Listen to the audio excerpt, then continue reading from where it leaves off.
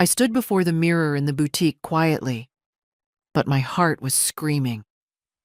I held a pale lavender dress to my chest, feeling its soft silk cool against my skin, and thought, if I wear this, will she know I'm missing at her side? She's going to be beautiful, the shop assistant said, adjusting the dress on its hanger. I nodded, even though every smile felt borrowed. I had come here because May looked at me with hope the morning she asked for my help, and I had told her I'd be there, though by there I meant behind the scenes. I would give, as always. But this time, I wore the gift. When she told me not to say I was her mother at the wedding, I almost dropped the dress on the floor. I'd never heard words nip like frost at dusk. Don't tell anyone you're my mom. She said it so softly, I thought I'd misunderstood. So quietly, but with that cold certainty. She'd already meant it. I didn't argue. I didn't cry. I asked, where should I sit then? She didn't answer, just looked away, and the dress slipped from my fingers. The shop assistant cleared her throat. It's lovely on you. I turned to the mirror. There, beyond my reflection, I remembered the little girl who used to clutch my hand, the teenager who confided every secret in my tired kitchen, the mother who'd found safety in my arms. All those layers of love, built in quiet evenings and patchwork emergency plans, had one final test ahead. The dress fit, not too tight, not too loose. I touched the neckline, smoothing it. I paid for it with the account May provided, transferred with an efficiency that felt as distant as satin on glass. Walking home, I imagined her wedding day, pastel bouquets weighed with dew, laughter echoing under the arbor, the look on her face when she walked down the aisle. Would she even want me there? Don't tell anyone. The words repeated in my mind like a harsh refrain. I reached my front door and halted. The dress hung limp in my hand now, as if it had never belonged to me. I swallowed the ache. I hadn't expected gratitude. I didn't even expect acknowledgement. But I had expected inclusion. A place, a role, a moment that said, this is your family too. Inside, May's old photographs lined the hallway, the ones she never bothers to dust. Her childhood portraits, our Christmas mornings, the day she graduated from high school. I paused in front of the black and white shot, where she hugged me so tight her face was hidden in my coat.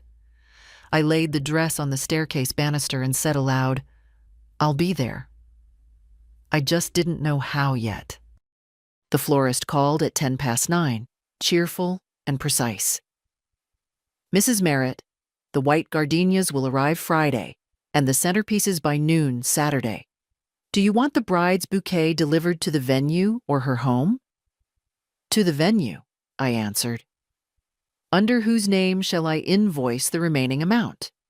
I paused. Put it under Haley Carter, but charge it to the Merritt account. The line clicked as she confirmed the details. I hung up and stared at the notepad on the kitchen table. 3 names were circled: the florist, the caterer, the quartet. All of them booked by me, paid by me. I didn't mind. Not really. I had the money. Not vast wealth, but enough. Carefully saved, quietly protected, never flaunted. I had learned long ago how to stretch pennies, how to tighten a budget when my husband passed, and how to carry on when Haley was 5, and barely understood what absence meant. The wedding planning had started with urgency. Haley wanted it done within 5 months, said it fit his schedule better, said she didn't want to wait. I remember sitting across from her and nodding as she scrolled through venues and cakes and dress options. I wasn't invited into the decisions. I was only asked for the means. It was never, can you help? It was, this needs to be paid by Friday. But I said yes, because I always had. The cake alone, almond, layered with lemon mousse and sugar flowers, cost more than I spent on groceries in 3 months. The venue, an estate north of town, had a chandelier in the reception hall big enough to embarrass Versailles. The quartet was flown in from Portland. Everything glittered. Everything sparkled. Except my name. At the planning meeting, I signed the contracts quietly.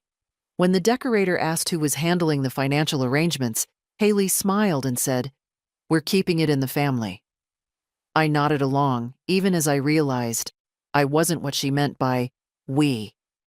She said it with her fiancé beside her. He's a corporate lawyer, polished, charming. He called me Mrs. Merritt, even after I told him he could use my first name. I don't think he liked that my nails were short and my shoes were plain, or that I asked questions about hidden fees. He and Haley fit well, if you looked from far away. From up close, I saw the silence between them when no one else was around. But maybe that was none of my business anymore. I left the agency office early that day and walked past the river where Haley used to feed ducks. I stopped and leaned on the rail, letting the breeze lift the hem of my coat. I wondered when I had been replaced, if it happened in one moment or gradually, in small pieces. She used to call me at midnight in college, asking if Tylenol could help a migraine. She used to send me voicemail recordings of her daughter's first words. Now she sent me invoices. I bought a pale lilac clutch on the way home. It matched the dress. Inside, I would carry tissues, mints, and a check. The same things I carried to her graduation. The same posture, present but invisible. That evening, the caterer called. "Mrs. Merritt, just confirming final guest count, 102? Yes. And your seating?" "I'm not assigned a table," I said. A beat of silence. "Oh, I'll make a note." "Don't," I said softly. "Just do as instructed." Because I understood the instructions now. They didn't need a mother. They needed a patron. And I was willing to be both. For now. When Haley was 9, she asked me if other girls' mothers worked night shifts too. We were sitting on the floor, folding laundry, and she was matching socks by pattern, like it was a puzzle game. "I don't think so," she said quietly.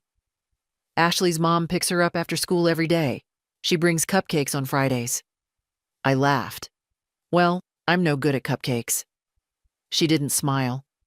I was a nurse back then, full-time, double shifts when they needed me, which was often. Our apartment was small, clean, and quiet. Haley had her own room, and I made sure she had everything: school books, lunch money, a warm coat every winter. Her father had died in a car accident when she was 4, and from that moment, it was just us. I told myself over and over that she would understand someday, that one day she would see that I had held it all up for her. But children don't see scaffolding. They only remember what the windows looked like. At parent-teacher nights, I wore the same pressed blouse and black slacks. Other mothers came in heels, with curled hair and leather purses. I came with notes in my hand, and a face still marked by a surgical mask line. One year, when Haley was 12, I caught her telling a friend that I worked downtown without specifying where. "Why didn't you say I'm a nurse?" I asked her later. She shrugged. "I don't know. It just sounded better." I didn't push it. I just went to the kitchen and made spaghetti. In high school, Haley excelled. Smart, disciplined, competitive.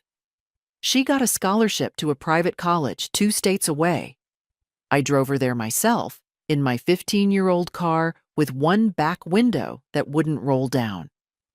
When we arrived, she jumped out quickly, already scanning the campus like she was trying to erase where she came from. "Let me help you with the boxes," I said.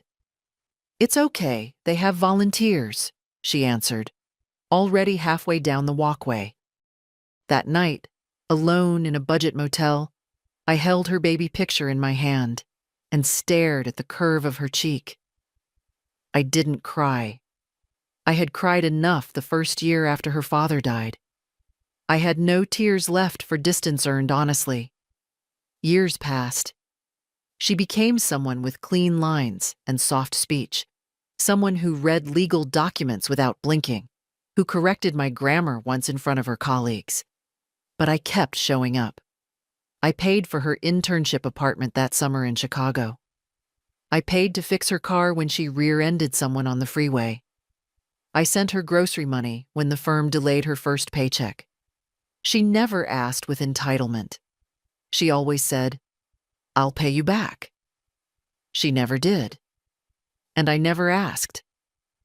Because some debts aren't about the money. They're about belief. About saying with action, "I still believe in you," even when they begin to believe less in you. The first time I realized she was embarrassed by me, really embarrassed, was when she called to say she couldn't make it to Thanksgiving. "We're going to my fiancé's parents," she said. "They live in the city?" "More or less." I found out later they were 15 miles away. I baked pie anyway. Apple, with a touch of lemon zest, the way she liked it when she was small. No one came to eat it. After that, we spoke less. Always polite, always transactional. Her voice had a cadence reserved for phone trees and customer service. So when she asked for help with the wedding, no warmth, no preamble, I said yes. Because I'd said yes to everything.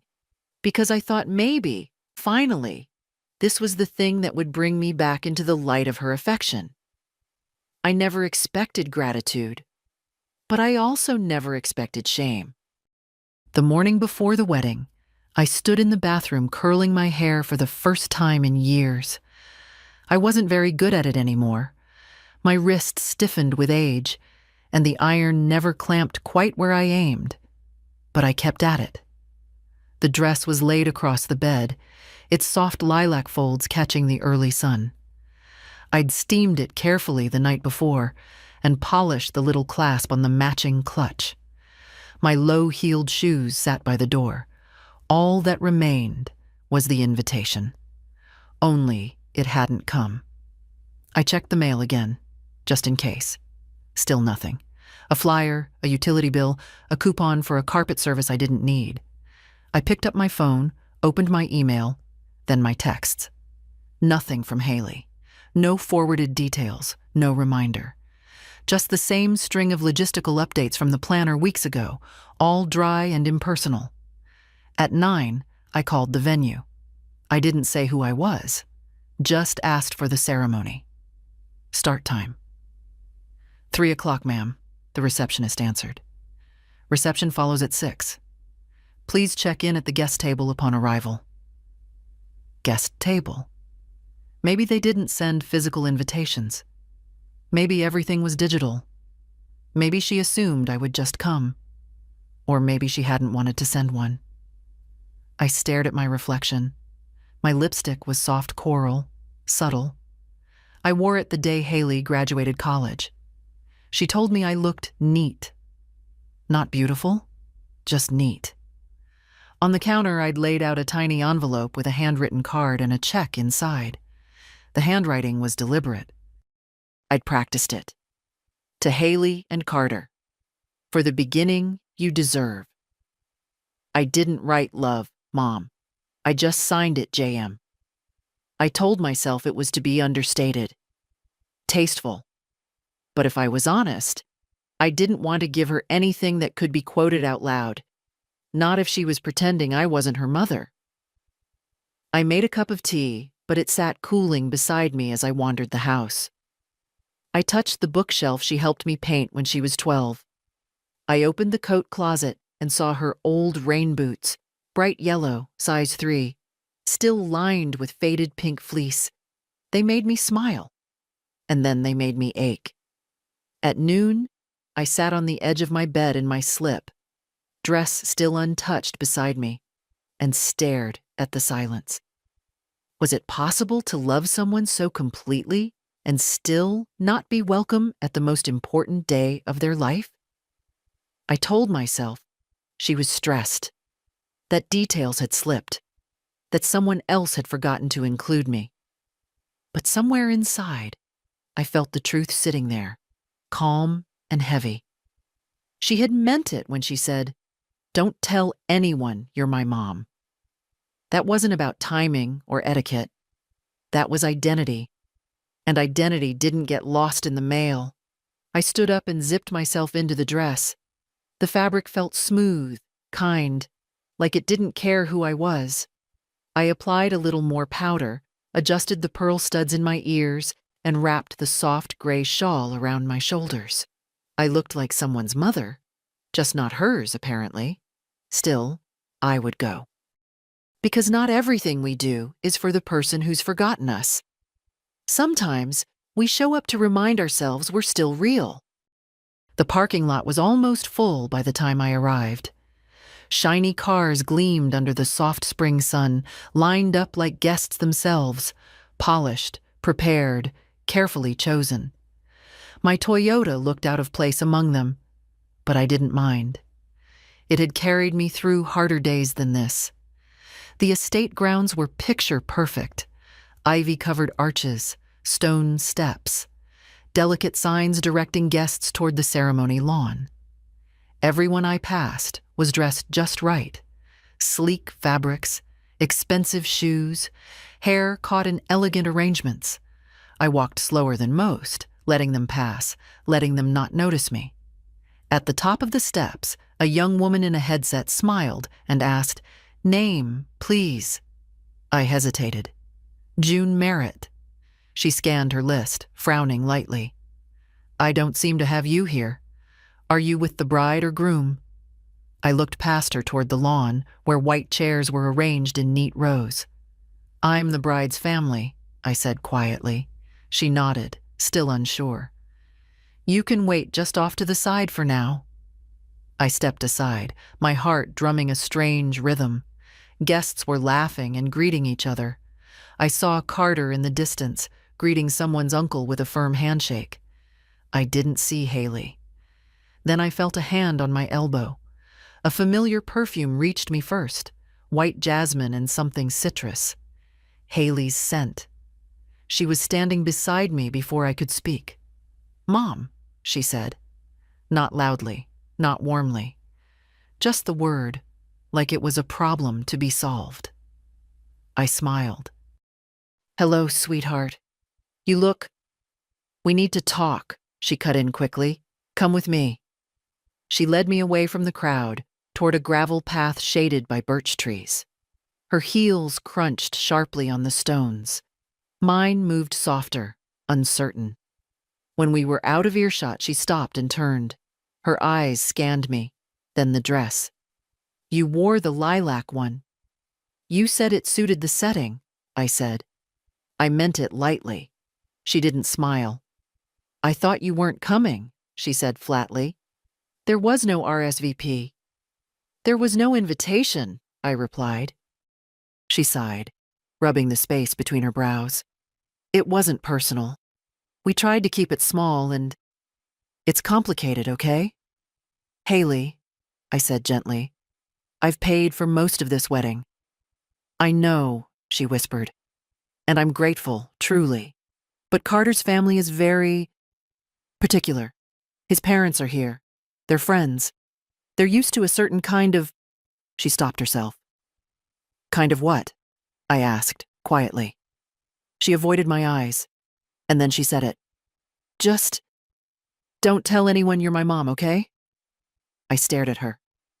The world slowed. The breeze that had seemed warm before now felt cold against my arms. "I'm sorry," she added quickly. "It's not that I'm ashamed.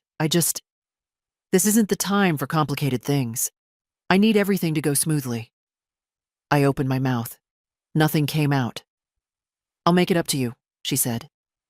"Maybe we can have dinner next week. Just us. But today, please, just be discreet. Don't correct anyone. Don't say anything." My throat burned, but I swallowed it. I looked down at my shoes. "You're asking me to be invisible," I said. "I'm asking you to be kind," she answered. "Just this once. Just this once." As if there hadn't been 100 other times. I nodded.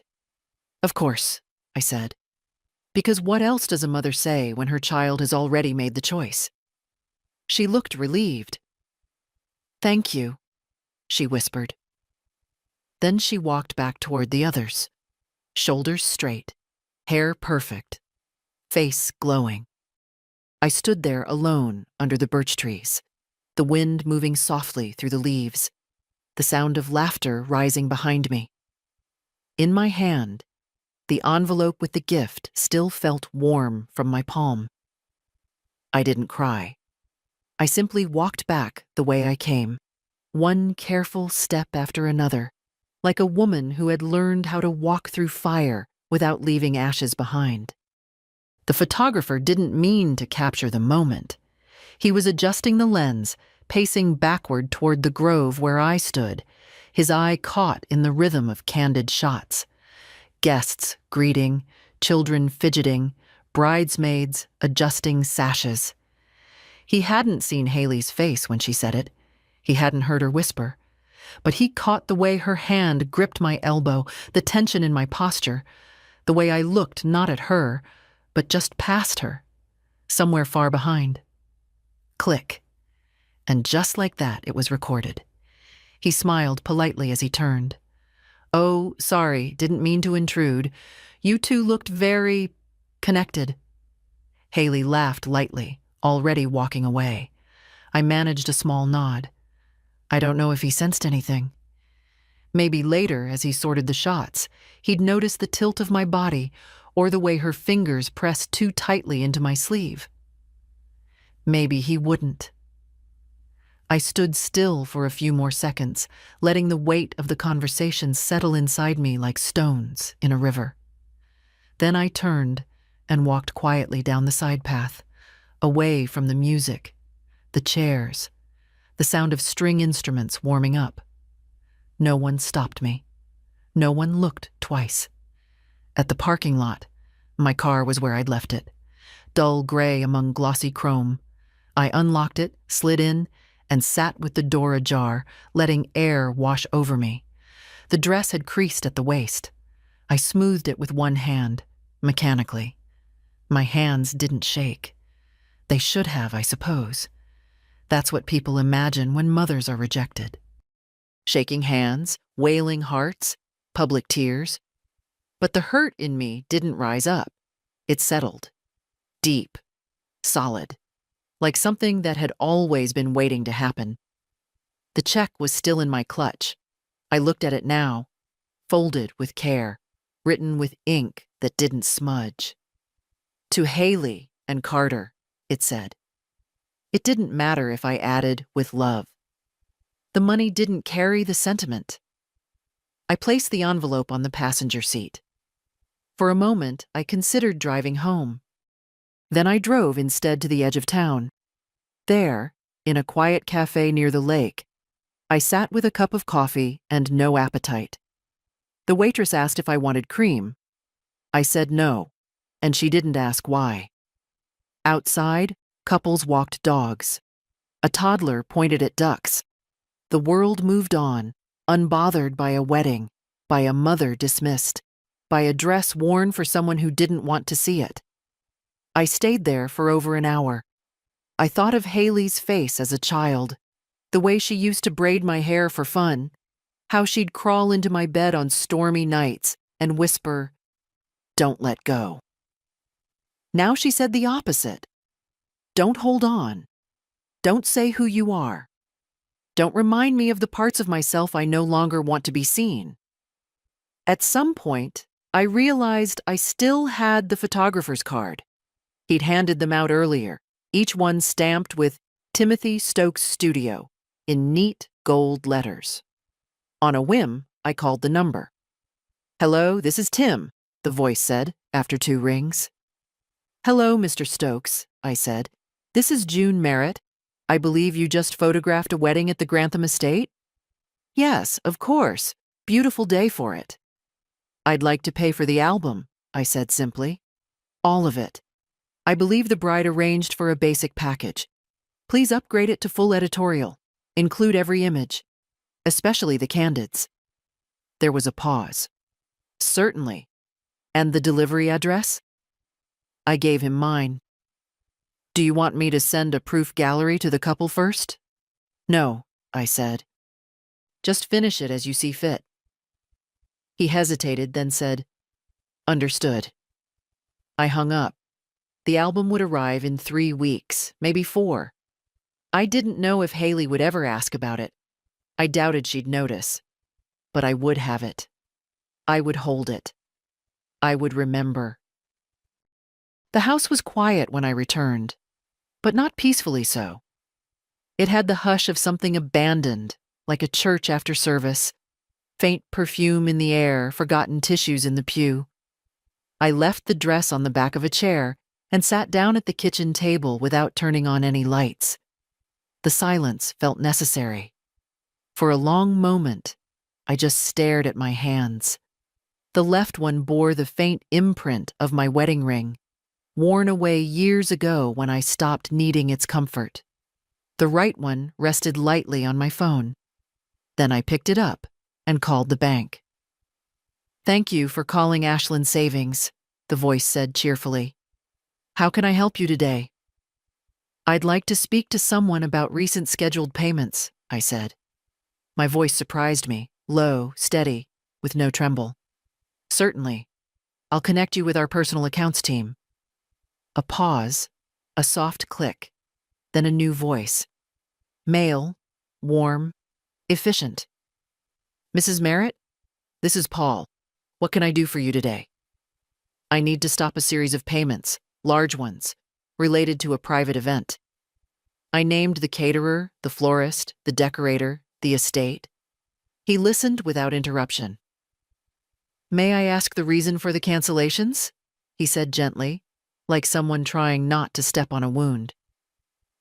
There's been a change in circumstance, I replied, and I no longer wish to finance them. He paused. Some of these payments are scheduled to finalize overnight. If we act now, we can intercept most of them. I'd like you to do that.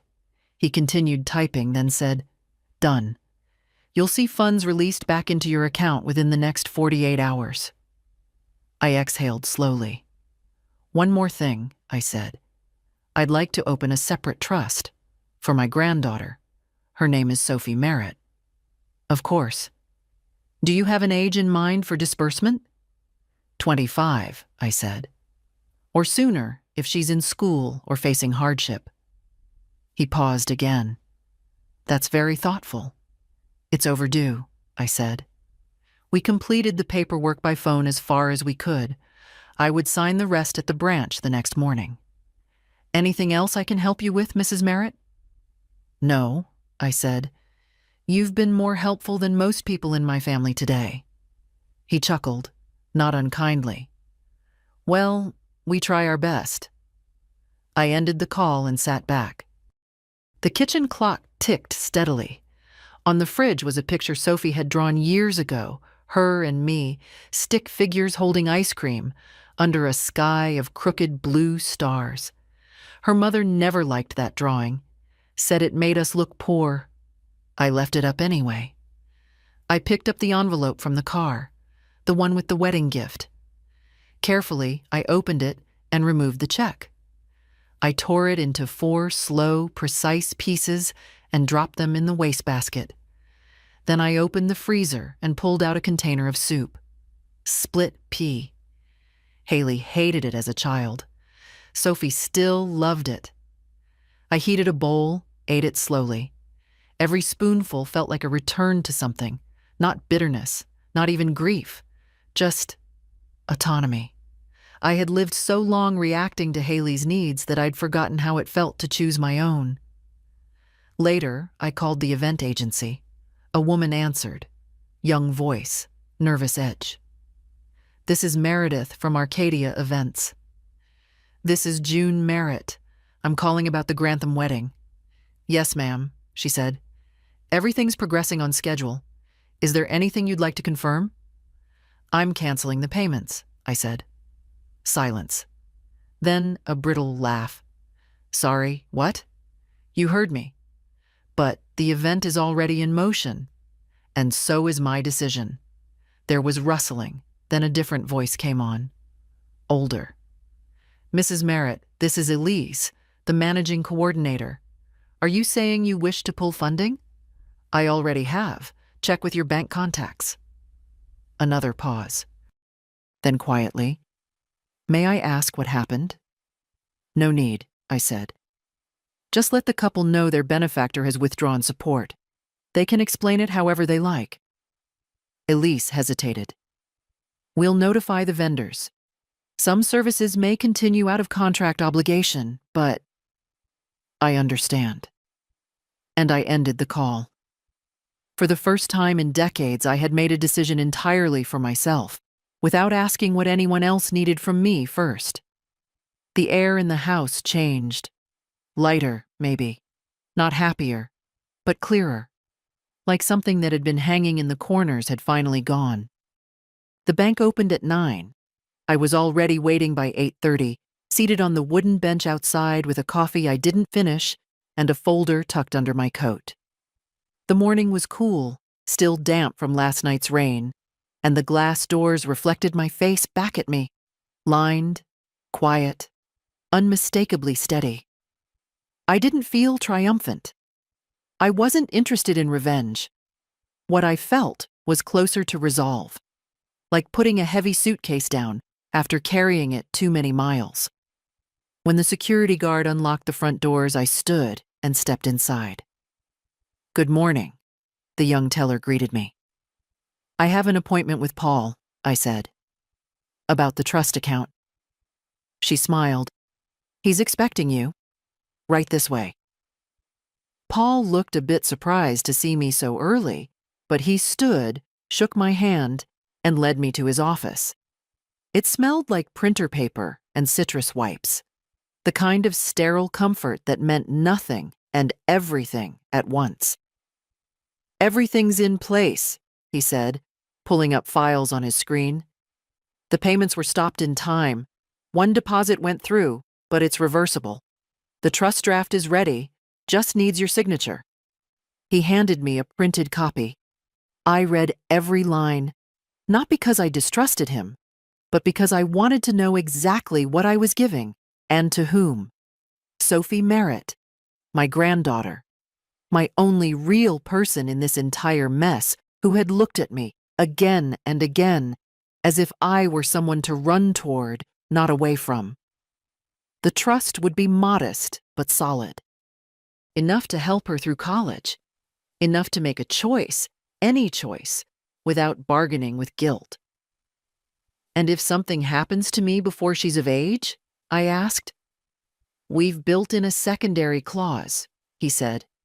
It becomes irrevocable and is managed by a third-party custodian until she turns 25. Good, I said. I signed each page slowly, carefully. The pen left a clean blue line across paper that had only ever known my signature in contexts of giving, co-signing loans, wiring tuition, opening joint accounts for people who used me like scaffolding. This one was different. This one was mine. When it was done, Paul slid a copy into a neat folder and handed it to me. She's lucky, he said, meaning it. She's kind, I answered. That's different than lucky. I left the bank and walked 2 blocks to the legal office that had handled my will years ago. The secretary, a woman I hadn't seen since she was pregnant with her second child, looked up and smiled. Mrs. Merritt, it's been a while. I'd like to update my estate documents, I said. Of course, she nodded. I'll see if Mr. Vernon is free. He was. Older now, heavier around the eyes but sharp as ever. He offered me water, which I declined, then sat behind his wide oak desk and listened. I need to remove one beneficiary, I said, and add protections around the trust I created this morning. Understood, he said, without asking why. The good ones never do. We went through the updates methodically. Haley's name came off the primary inheritance. A clause was added to prevent challenge. The wording was clean, not bitter, just final. I initialed each change. Afterward, I stood at the curb and watched the street for a long time. Cars passing, people moving, lives being lived. All of them detached from mine. Then I walked into a small bakery and bought myself a single lemon tart. No reason, no occasion. I hadn't had one since before Haley was born. I took it home, brewed a cup of strong tea, and sat by the window. The house was still. Not empty, just quiet in the way a place is when it's no longer stretched thin, trying to impress anyone. I pulled out the wedding program. I'd found it folded in my car door pocket after I left the venue. It listed the bridal party, the parents of the groom, a vague mention of family and friends on the bride's side. My name was nowhere. I folded it in half, then in half again. Then I slid it into the fireplace. It burned without resistance. Later, I dialed Sophie's number. She didn't answer, likely at the reception or asleep after the day's whirlwind. So I left a message. "Hi, darling. Just wanted to hear your voice. No rush to call back. I'll be home, always." I paused. "And Sophie, one day, when the time comes, you'll understand why I did things the way I did. I just hope, when you do, you'll still think of me with love." I hung up. Then I reached for the lemon tart, took a bite, and let the sharp sweetness settle on my tongue. It tasted like something I hadn't known I missed.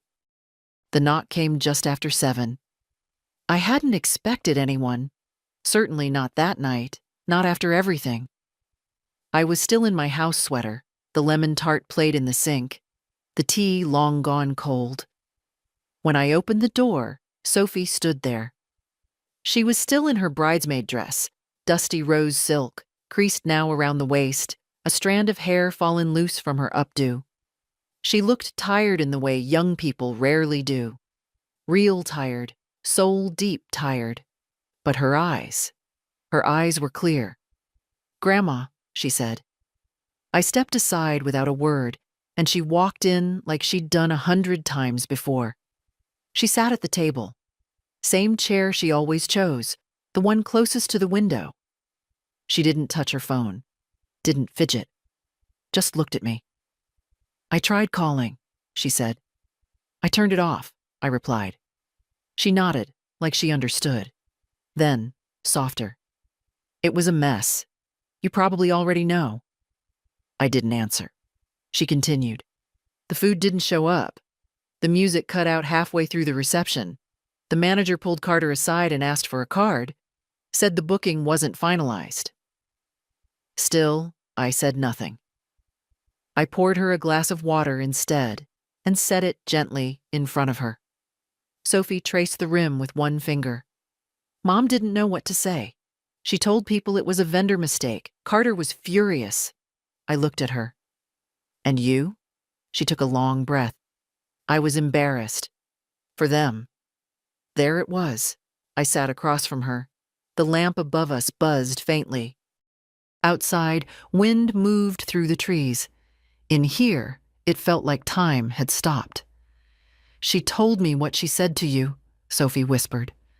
"Not directly. But I asked why you weren't sitting with us. She brushed it off. Said it was just complicated family stuff.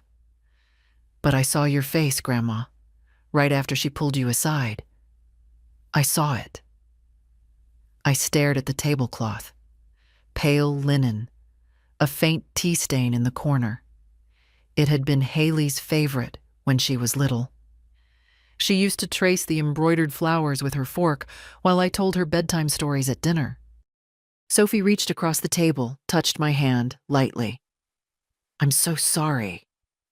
I shook my head. "You didn't do anything wrong." "Still," she said, "it wasn't right. And I don't know what's going to happen now, but I wanted to come see you. I couldn't go to bed knowing I hadn't. My fingers curled gently around hers.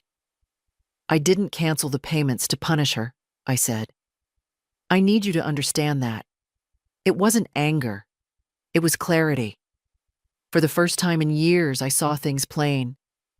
Sophie nodded slowly. She's always been complicated with you. I never understood why. Because I reminded her of where she came from, I said simply.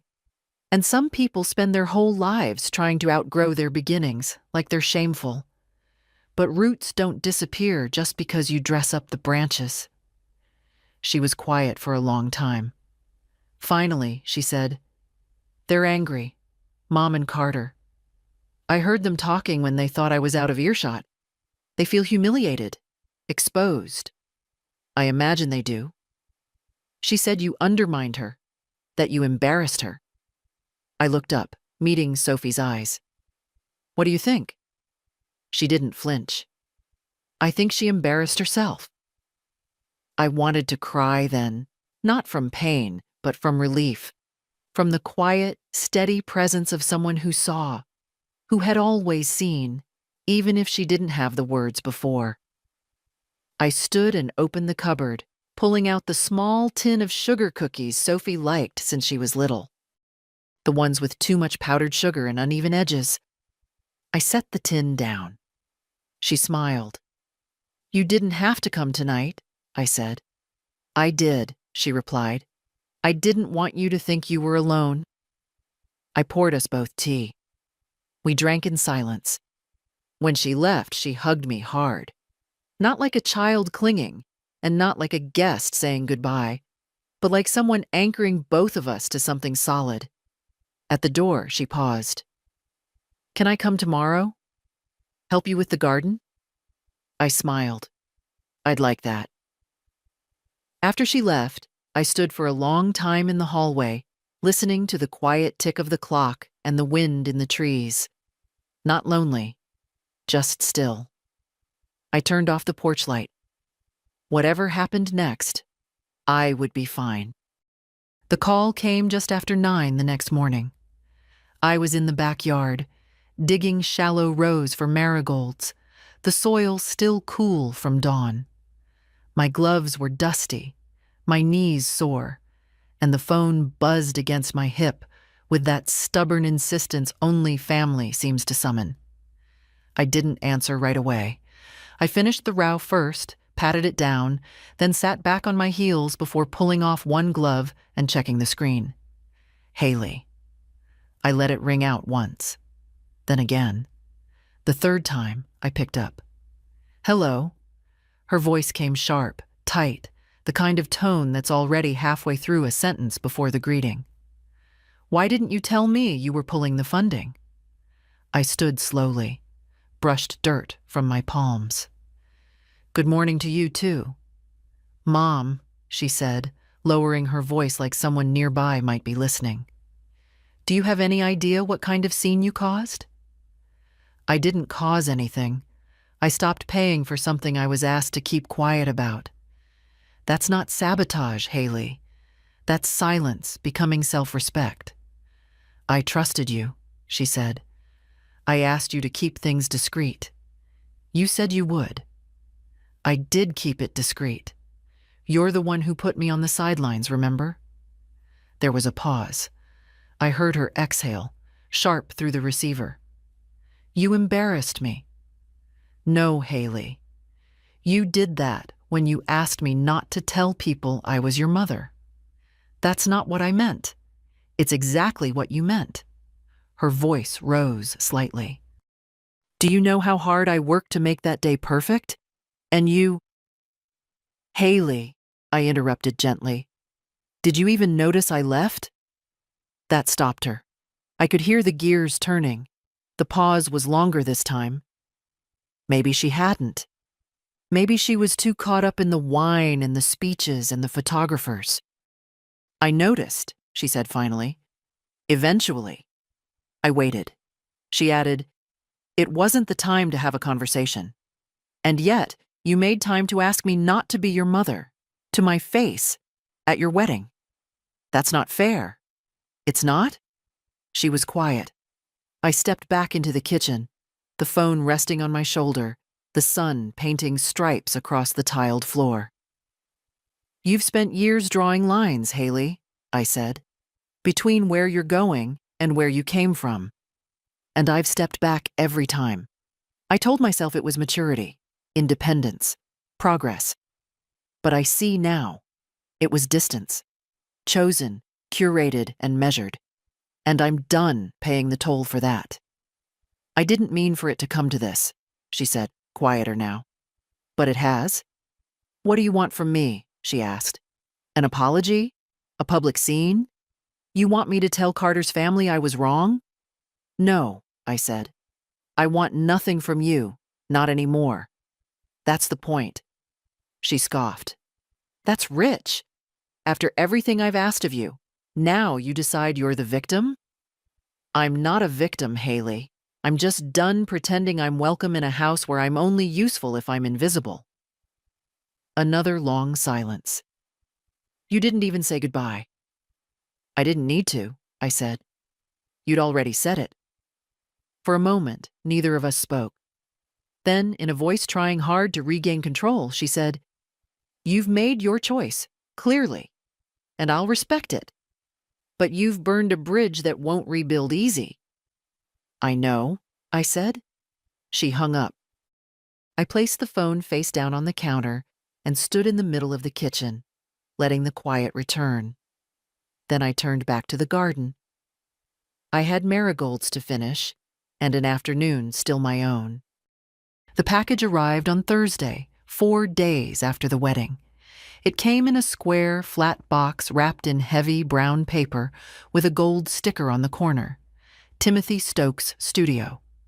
No note, no call, just the box, resting neatly on my porch like any other delivery. I brought it inside and set it on the table, staring at it for a long time. I wasn't sure I wanted to open it, not because I feared what was inside, but because I already knew. Still, I fetched the scissors, sliced through the tape, and lifted the lid.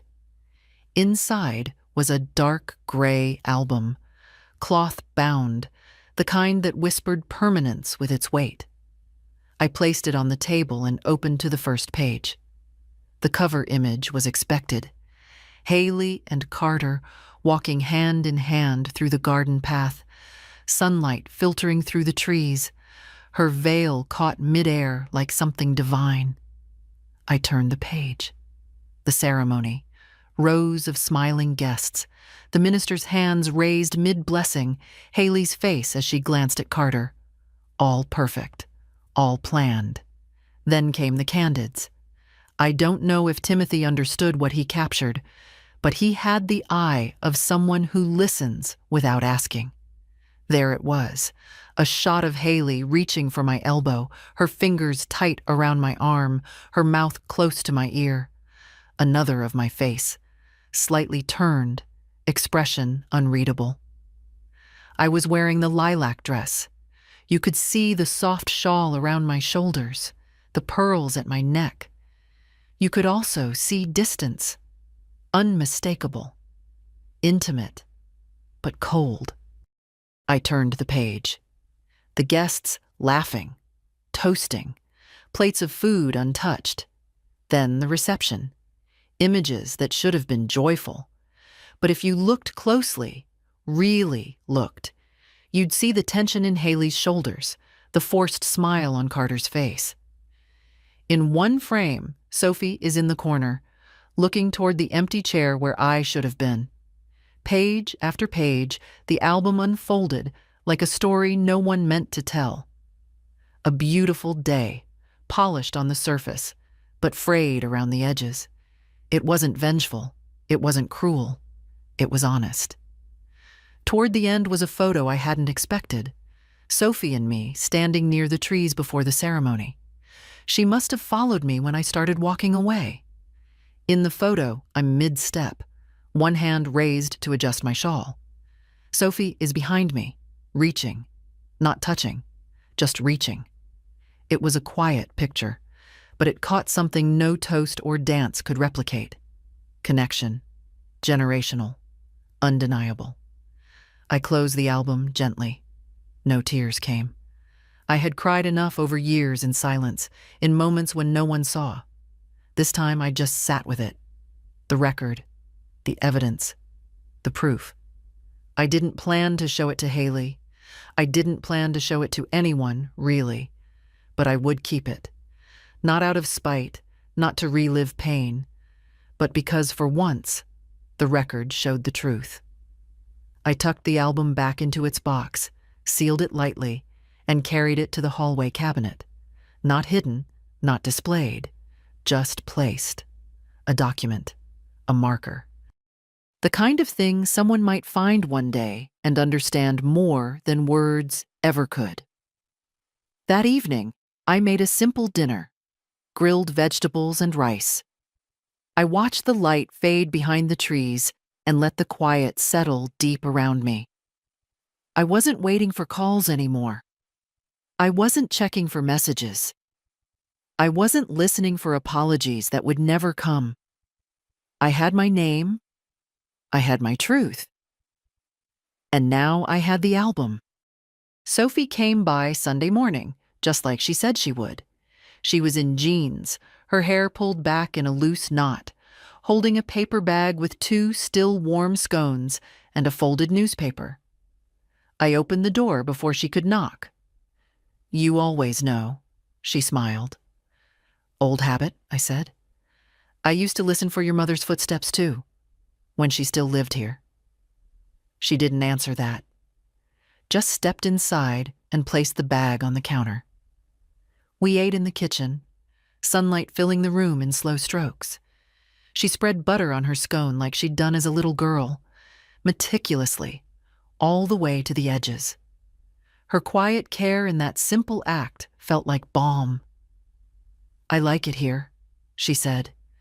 "Your house feels like everything stayed in one place." "Sometimes it did," I said. "Other times it only looked that way." After breakfast, we moved to the garden. The marigolds had settled in their rows. Sophie knelt beside me and dug with her hands, not minding the soil under her nails. She asked about each plant. I told her the stories, how some had come from clippings, others from seeds given to me by neighbors long gone. She listened like none of it bored her. That was new. Around noon, I stood to stretch my back. Sophie wiped her forehead and said, "You never told me you liked working out here so much." "I didn't think anyone needed to know," I said. "I used to come out here after double shifts at the hospital. It was the only quiet I had." She looked around. "No wonder you kept it." Later, we sat on the porch with glasses of cold tea, shoes off, our feet resting on the worn wooden steps. The air smelled of lavender and cut grass. I hadn't felt this kind of peace in years. She turned to me and asked, "Can I ask something?" "Always." "Why did you really stop the payments? I mean, not just the surface reason, not the hurt." "I know that part. But why now? After everything? Why not just walk away quietly, like always?" I thought for a moment, then answered slowly. "Because something shifted. Not just in her, but in me. For a long time, I believed love meant staying useful. That if I just kept giving, eventually it would be enough. But standing there, in that dress, being told not to call myself her mother, I realized I was part of my own erasure. Sophie didn't flinch. She just watched me. "I didn't want to punish her," I said. "I wanted to stop participating in my own disappearance." She nodded once, then twice. "I think you did the right thing." "It didn't feel brave," I said. "It just felt necessary." She was quiet a while. Then she reached into her canvas bag and pulled out something wrapped in tissue, small, square. "I made you something," she said, almost shy. I unwrapped it carefully. It was a hand-painted tile in soft colors, lilac and cream, my garden, and on it, in neat lettering, "You were always seen." I swallowed hard. Sophie, I whispered. She reached over and took my hand. I saw you, even when she didn't. I saw you. The wind moved through the trees then, soft and certain, like an answer. We sat there until the light shifted, until the day bent into afternoon and the sky deepened into a pale blue stretch of quiet. She didn't need to stay longer. The gift was already made. And I knew as I looked at her walking down the path toward her car that I would never again believe I had vanished. I had roots, and they had bloomed. She showed up 3 days later. No call, no warning. Just her car pulling up the drive like it used to when she was 23 and between jobs, still unsure of herself, still willing to be vulnerable. Only now she stepped out of the car with that clipped grace she'd perfected.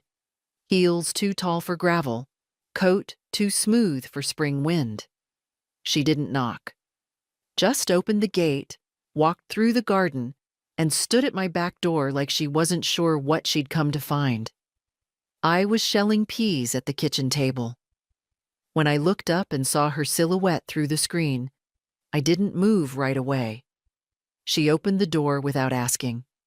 Hi, she said. Haley. She glanced around like she was checking for someone else. You're not screening my calls?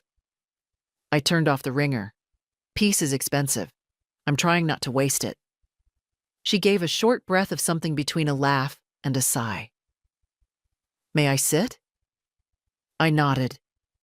She sat across from me, knees tight together, hands folded, lips pressed. Everything about her said control, except her eyes. Her eyes were too wide. I didn't come to fight, she said. Good, I said. I'm not offering one. She looked down at the peas on the table, picked one up, rolled it between her fingers like it might help her find the words. Why didn't you just talk to me? She asked. Before pulling out of the payments, before freezing the accounts, before whatever this is now. I didn't raise my voice. I didn't lean forward. I simply said, I'd been talking to you for 30 years, Haley. You just stopped listening. She swallowed. Hard. But she didn't interrupt. You asked me to be part of something, I continued, but only in the ways that were convenient. You wanted the money, the help, the support, but not the presence, not the truth of me. I didn't mean it like that, she said quickly. The wedding, it was complicated. No, I said. It was clear. You asked me not to tell anyone I was your mother. That wasn't about stress. That was about shame. Her shoulders stiffened. That's not fair. It's not kind either, but it's true. She stood abruptly, walked to the window, arms folded. I built something, she said. A life, a career, a place in the world, and sometimes I didn't know how to fit you into it. That's not the same as being ashamed. You didn't need to fit me, I said. You just needed to let me be. She turned to me, her voice shaking. You have no idea how hard I worked to keep things from falling apart. You think I married for comfort? I married because I was tired of drowning. I built my life on order because all I remember from childhood is you crying at the kitchen sink and bills we couldn't pay. I said nothing. You think I forgot who you are? She whispered. I remember every night you stayed awake while I was sick. Every shift you picked up when we couldn't afford heating. I remember how your hands looked after 15 hours in latex gloves. I looked at her then. Really looked. Then why? I asked gently. Did you want to hide me? She sat back down slowly. Because if I let the truth of you into that room, she said, I was afraid I'd lose what I built. And did you? She shook her head. No, but I lost something else. We sat there in silence. I'm not here for forgiveness, she said finally. I'm not even sure I deserve it. I'm not offering it like a reward, I replied. I'm offering it like a boundary. You don't get to take me in pieces anymore, Haley. I'm whole, whether you choose to see it or not. She nodded, almost like she'd expected it, maybe even needed to hear it. She stood again. I don't know what comes next. Then take your time, I said. But don't come back with apologies wrapped in expectations. I've run out of room for performance. At the door, she paused. Did Sophie tell you she's applying to the art program? She did, I said. She'll be fine. She told me she wants to move in with you for a while. She's welcome, I said. She always has been. Haley looked like she might cry then, but didn't. She just nodded, opened the door, and left. And this time, I didn't watch her drive away. Sophie arrived on a Tuesday with 2 suitcases and a canvas tote full of books. She parked carefully, like she didn't want to disturb the gravel. When I opened the door, she grinned in that quiet way she had, not flashy, not forced, just real. Are you sure? She asked, standing on the porch, hands curled around the strap of the tote. I was sure before you asked, I said. We carried her things inside. She chose the back bedroom, the one with the softer light, the windows that opened wide to the garden. I offered clean sheets and space in the dresser. She unpacked like someone who knew how to live gently. Neatly folded sweaters, a jar of brushes, a little wooden box of drawing pencils. That first evening, she made dinner. Pasta with olive oil, garlic, and greens she picked herself from the raised beds. She moved around my kitchen like it had always been hers. No fuss, no apology. I like the quiet here, she said. It listens, I replied. We ate on the porch.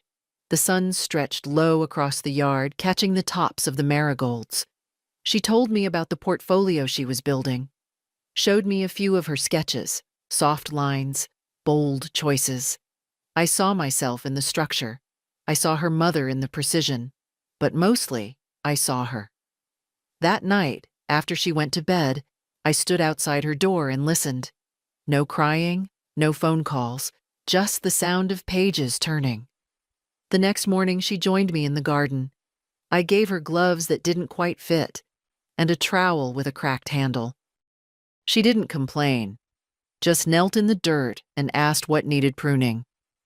Start with what's dead, I said. Then what's crowding the others. She smiled. There's a metaphor in there somewhere. I didn't answer. I didn't need to. Days passed in a rhythm I hadn't known I missed. We shopped together. Simple groceries, fresh eggs, a new bag of soil. We folded laundry while a radio played old songs. We talked sometimes, but not always. The silence between us was never heavy. One afternoon, she painted by the kitchen window. I watched from the hallway as she moved her brush in slow arcs, the tip barely touching the paper. She didn't notice me. Later, she left the painting on my chair, a soft image of the back garden, shadows falling just so, light captured like breath. I didn't want it to be perfect, she said. I wanted it to feel familiar. It did. One evening, we baked a pie. The old kind. Apple with lemon zest and cinnamon. My recipe, her hands. She peeled the apples slowly, like it mattered. When it was done, we ate it warm, with spoons and no plates. Mom texted, she said after a while. Oh? She asked if I was okay. I said yes. I didn't ask more. She didn't offer more. The next morning, I found a note on the fridge. Gone to library. Back for lunch. P.S. Marigolds look taller today. I smiled as I boiled the kettle. There was no ceremony to this new life. No declaration, no promises. Just the steady return of something I hadn't known I'd lost. Company without condition. Presence without pressure. Some nights, she sat cross-legged on the living room rug, sketching while I read. Other nights, we watched old films. She asked about my childhood once. I told her about summer walks to the river, my mother's hands braiding my hair, the day I got my first pair of shoes that weren't hand-me-downs. She listened like it mattered. Once, she asked, "Do you miss her?" "My mother?" She nodded. "Sometimes," I said. "Sometimes not." She didn't press. I liked that about her. There was no performance in our days. No need to explain, justify, or protect. Just breath. Just room. Just the faint sound of roots settling deeper into soil they finally trusted. Sophie stayed through spring. By the time the lilacs bloomed, she had found a part-time job at the bookstore down the hill and started mailing her applications to art programs out of state. She came home with ink on her hands and stories about customers who mispronounced Camus. I listened. I always listened. But now she offered too. Stories, laughter, the weight of her day laid down without hesitation. One afternoon, we took down the old curtains in the front room and replaced them with linen ones she found at a thrift shop. They let the light in differently, softer, like the room had exhaled. Haley didn't visit. Once, she left a voice message, just her voice, stiff and rehearsed. Something about processing things. I didn't call back. There was nothing to process. There was only life, continuing. I didn't hate her. I don't have room for hate anymore. Just memory. Just choice. I watered the garden. I fed the birds. I read new books and reread old ones. Some days I missed who Haley used to be, before ambition turned to distance, before silence became policy. But I didn't miss who I had to become just to stay near her.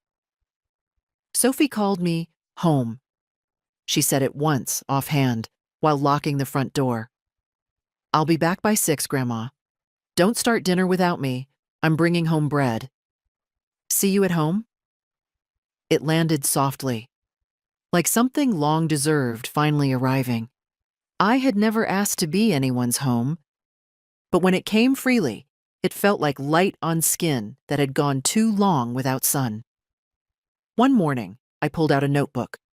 Just an ordinary spiral one. I began writing. Not letters, not confessions, just pages. Fragments, memories, recipes, truths. I didn't write for Haley, I wrote for Sophie, or someone like her. A woman who might one day forget that she comes from someone strong, someone who endured not for glory, but for love. Quiet, constant love. In the last pages, I wrote this. You don't need to be what they expect. You don't need to shrink to keep the peace. Speak clearly. Walk softly if you like, but never erase your own name to fit in someone else's picture. Love, yes, but love with your whole self, not just the parts they applaud. And when you feel forgotten, come home, to the earth, to the work of your own hands, to a kitchen that smells like something sweet. You are not invisible, not ever. Sophie read it, quietly. She didn't cry. She just hugged me and said, "This is what I'll keep." I nodded. That evening, we sat outside with tea. The sun dipped low, and the garden was loud with bees. I thought of everything I'd held inside for so many years. The silence I'd called grace, the effort I'd mistaken for love, the patience that had nearly undone me. And I thought of now, of Sophie's bare feet in the grass, of my own voice, steady and unafraid, of the album in the cabinet, the tile on the wall, of marigolds blooming despite the frost. You don't need a crowd to know you exist. You don't need applause to be whole. You just need someone to see you and to see yourself when they can't. And if you've read this far, maybe it's time you wrote your own ending, or your own beginning. Quietly, yes, but fully. No permission needed.